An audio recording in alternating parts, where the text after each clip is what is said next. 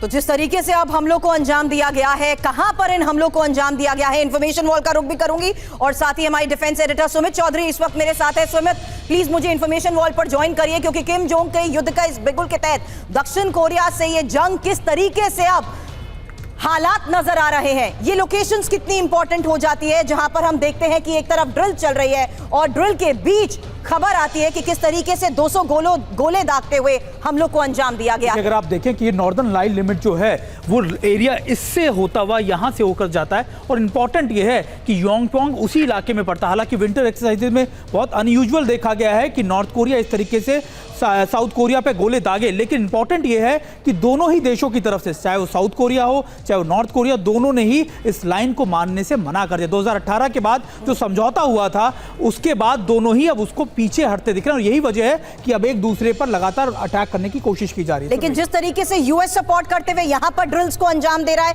क्या इनडायरेक्टली या डायरेक्टली ये किम जोंग उन की तरफ से यूएस को बड़ी धमकी नहीं है? ये एक और सबसे बड़ा सवाल होगा। Ravindra Sachdev sir as a foreign expert इस वक्त हमें ज्वाइन कर चुके हैं। सुमित, आप प्लीज वहां पर आए। लेकिन इस बीच आपको बता दें, एक और खास मेहमान इस वक्त हमारे साथ है, colonel retired US Rathore sir, defence expert के तौर पर हमें इस वक्त ज्वाइन कर चुके हैं। उनसे भी इस बारे में करेंगे चर्चा। लेकिन उत्तर कोरिया का ये हमला आखिर हुआ कहां, ये हमने आपको दिखा दिया है। लेकिन बड़ी खबरें हमारे पास यहां पर सामने आ रही है कि आखिर किस तरीके से इस हमले को अंजाम दिया गया है और बड़े अपडेट, क्योंकि खबर यह आ रही है कि नॉर्थ कोरिया ने 2 घंटे तक यहां पर फायरिंग की। 2 घंटे में लगातार 200 गोले दागे गए हैं। ये लोकेशन इतनी इंपॉर्टेंट क्यों है, ये हमने जानने की कोशिश की। लेकिन जिस तरीके से हमलों को अंजाम दिया गया है नॉर्थ कोरिया के हमले पर, इस वक्त एक और सबसे बड़ी खबर आ रही है, जहां नॉर्थ कोरिया ने 2 घंटे तक फायरिंग की और 200 गोले दागे।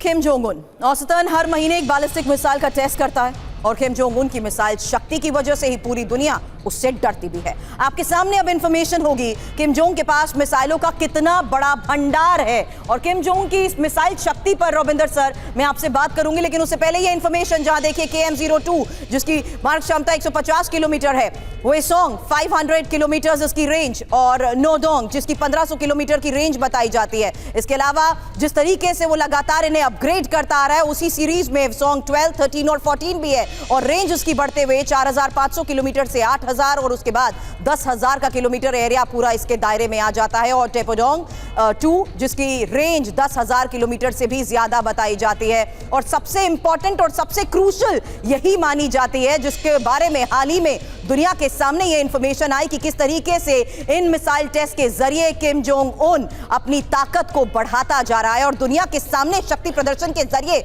रविंदर सर एक बड़ा मैसेज हर बार किम जोंग उन की तरफ से रखा जाता है। आज जिस तरीके से हम लोग को अंजाम दिया जा रहा है, खासकर टाइमिंग इंपॉर्टेंट हो जाती है जब ड्रिल्स की जा रही है। अमेरिका जो एक बड़ा सहयोग हमेशा देता आया है, सियोल पर अटैक और सियोल के नजदीक इस ड्रिल के दौरान अटैक, क्या मतलब इसका? Thank you very much. देखिए, थोड़ा पीछे जाएं तो पिछले 2 साल से जब से साउथ कोरिया का नया प्रेसिडेंट बना है, ज्यादा हार्डलाइनर है।